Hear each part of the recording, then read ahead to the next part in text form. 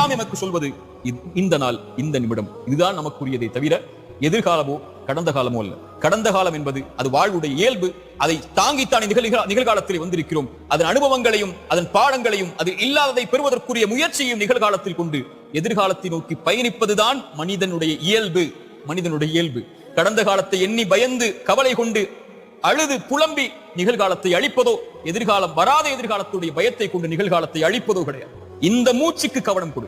அடுத்த நாள் காலையில் வெளிப்பதற்கு இறைவன் அவகாசத்தை உனக்கு கொடுத்தால் இறைவனுக்கு நன்றி சொல்லி, இறைவா இந்த நாளில் என்னை நான் சரிபடுத்துகிறேன். கடந்த காலமே என்னிடத்தில் வந்து விடாது. உன்னை குறித்து நான் கவலைப்பட போவதில்லை. உன்னை நினைத்து நான் அழப்போவதில்லை. நான் இழந்த இழப்புகளை நினைத்து நான் ஏங்க போவதில்லை.